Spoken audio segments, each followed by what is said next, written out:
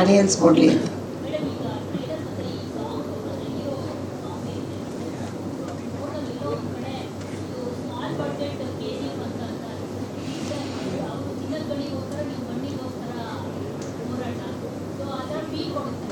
ಹೌದಾ? ಅಲ್ಲ, ನೀವು ಹಂಗೆ ಅನ್ಕೊಂಡ್ರೆ ಒಳ್ಳೇದೇನೆ. ಬಟ್ ಅವರಷ್ಟು ಚಿನ್ನ ತೆಗಿಯೋಕ್ಕಾಗದಿದ್ರು ಮಣ್ಣಾರು ತೆಗ್ದಿದ್ದೀವಲ್ಲ, ಅಷ್ಟೇ ಅಲ್ಲ. ಚಿನ್ನಕ್ಕೆ ಬೆಲೆ ಜಾಸ್ತಿ, ಮಣ್ಣು ಈಸಿಯಾಗಿ ಗೆಲ್ಬೇಕಾದ್ರೆ ನಮ್ಮನೆ ತೋಟದಲ್ಲ ಸಿಗುತ್ತಲ್ಲ. ಹಾಗಾಗಿ ನಮ್ಮ ಪ್ರಯತ್ನ ನಾವು ನಮ್ಮ ತಕ್ಕ ಮಟ್ಟಿಗೆ ಮಾಡಿದ್ದೀವಿ ಅನ್ಕೋಬೋದು.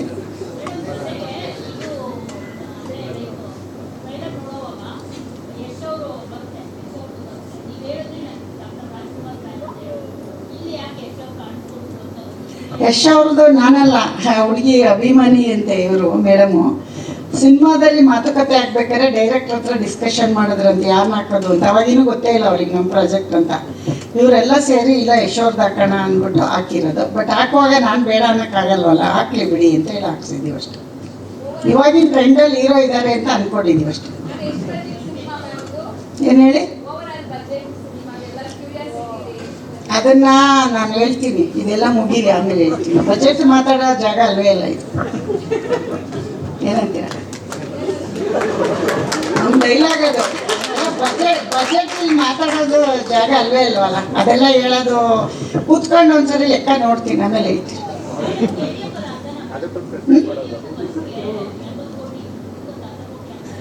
ಅಷ್ಟೊಂದು ದೊಡ್ಡವರಿಲ್ಲಮ್ಮ ನಾವು. KGF ನಮ್ಮ ವಿಜಿ ಸರ್ ತುಂಬ ಚೆನ್ನಾಗಿ ಮಾಡಿದ್ದಾರೆ, ಅವ್ರಿಗೆ ಈ ಮುಖಾಂತರ ನೆನೆಸ್ಕೋತೀವಿ. ಅವರಂಥ ಪ್ರೊಡ್ಯೂಸರ್ಸು ಈಗ ಬಂದಿದ್ದಾರಲ್ಲ, KVN ಅವರೆಲ್ಲ ಬರಲಿ.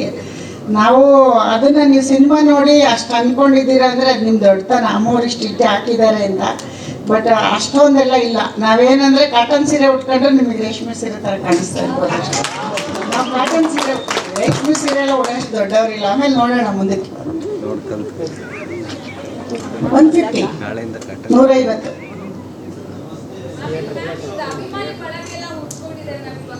ಹೌದಾ? ಒಳ್ಳೇದಲ್ವಮ್ಮ? ಎಲ್ಲರೂ ಬೇಕು ಅಂತ ಏನೇನೋ ಮಾಡ್ತಾರೆ. ನಮಗೆ ಪಾಪ ಬರೀ ಮಾತಾಡಿದ್ಕೆ ಉಟ್ಕೊಂಡವ್ರೆ ಅಂದ್ರೆ ನಾವು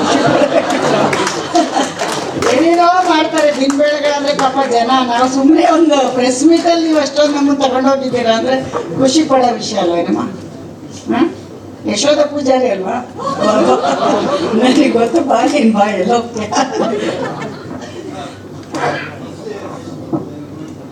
ಬರ್ತಾರೆ, ಕಾಯ್ತಾ ಇರಿ ಥಿಯೇಟ್ರ್ ಹತ್ರ. ಯಾವ ಥಿಯೇಟ್ರ್ ಹತ್ರ ಅಂತ ಗೊತ್ತಿಲ್ಲ, ಗೌಪ್ಯವಾಗಿ ಬರ್ತಾರೆ. ಯಾವ ಥಿಯೇಟ್ರು ಅಂತ ಹೇಳಲ್ಲ, ಅನೌನ್ಸ್ ಮಾಡಲ್ಲ. ಬರ್ತಾರೆ, ಖಂಡಿತ ಬರ್ತಾರೆ.